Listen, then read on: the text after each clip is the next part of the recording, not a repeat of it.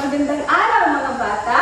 Magandang araw din po, Guro. Kumusta kayo ngayong araw? Mabuti po. Okay, so bago tayo magsimula, tumayo muna ang lahat para sa ating panalangin. Sa ngalan ng Ama, ng Anak, ng Espiritu Santo. Amen. Ama namin, sumasalangit ka, sambahin ang ngalan mo, mapasa amin ang kaharian mo, sundin ang loob mo dito sa lupa para lang sa langit. Bigyan mo kami ng makakain sa araw-araw, at patawarin kami sa aming mga kasalanan. Gaya ng pagkatawad namin sa mga kasala sa amin. At huwag mo kami ipahitulad sa tukso, at iadya mo kami sa iyong mga sasamaan. Sa ngalan ng Ama, ng Anak, ng Espiritu Santo. Amen. Okay, maaari na kayong umupo. Maraming salamat po, Guro. So, bago tayo magsimula, umawit muna tayo ng awit na pinamagatang kung ikaw ay masaya. Okay, magsitayo muli ang lahat at tayo ay umawit. 1, 2, 3, go! Kung ikaw ay masaya, tumawa ka, ha ha ha! Kung ikaw ay masaya, tumawa ka, ha ha ha!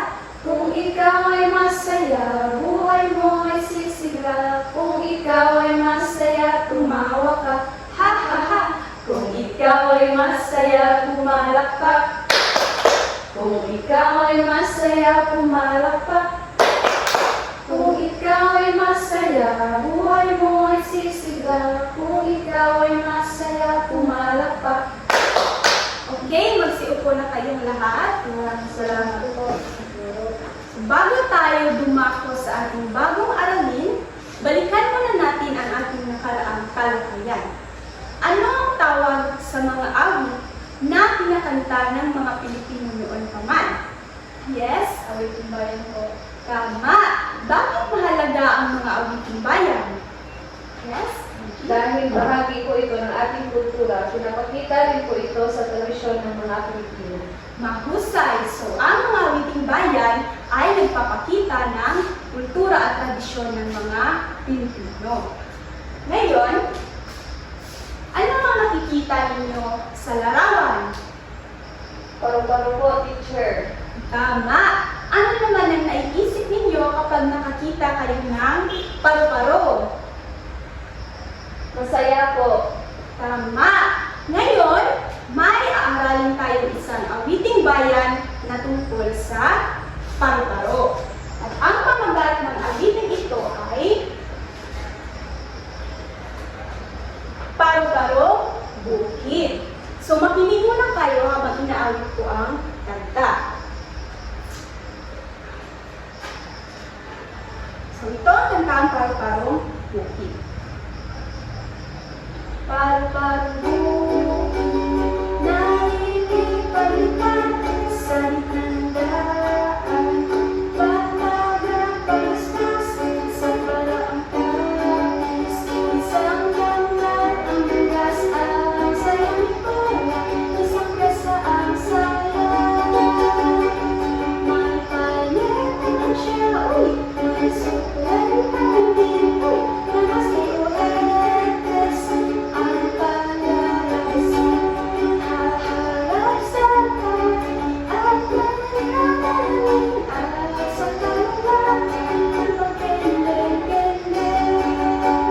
Okay, ngayon ay sabay-sabay naman natin basahin ang liriko. So, pakibasa.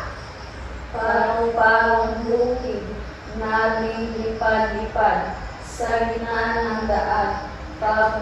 Pagaspas, isang para ang tapis, isang dangkal ang manggas. Ang saya di kolak, isang piyasa ang sayad. May panyeta pa siya, uy, may suklay pa man din. Uy, naglaguan ni Ohes ang palalabasin. Haharap sa altar at mananalamin. Ang saka lalakad na pakende-kende. Okay, so tungkol saan ang awit?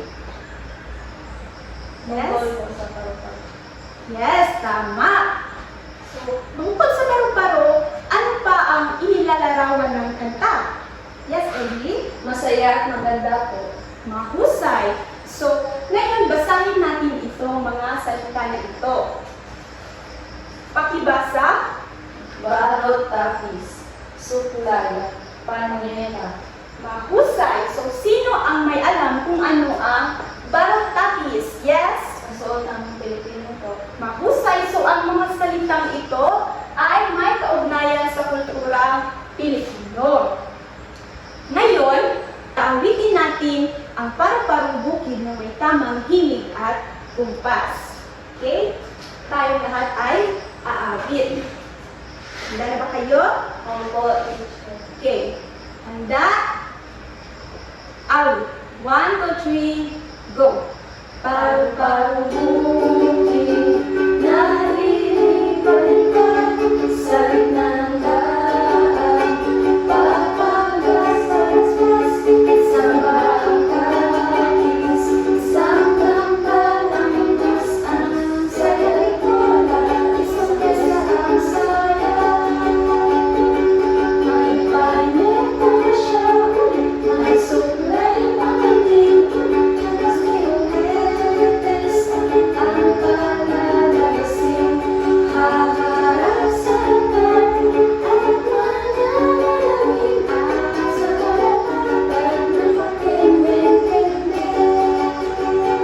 Okay.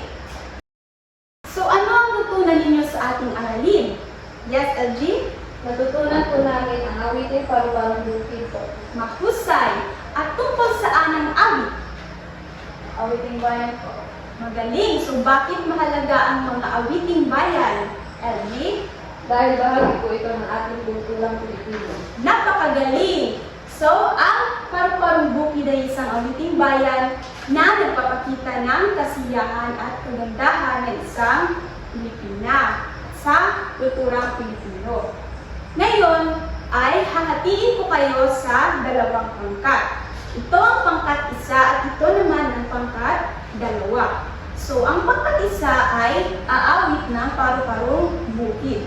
Habang ang pangkat dalawa naman ay gagawa ng simpleng kilos galaw na nagpapakita o ginagaya ang dalaw ng isang paru-paro. So, handa na ba kayo? Opo, Goro. Okay. Maaari na kayong magsimula. Tumayo ang lahat. 1, 2, 3, go. Paru-parong bukid, nalilipad sa gitna ng daan. Papagaspas-pas, isang barangkakis, isang tangkal ang lunas, ang saya ikola, isang pesa ang saya.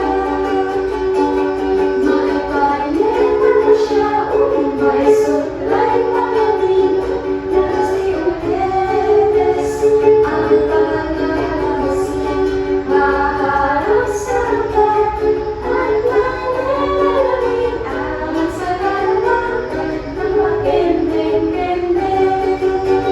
Okay.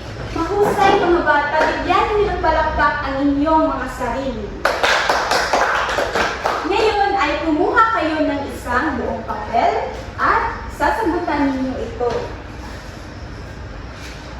Bibigyan ko lamang kayo ng 5 minuto.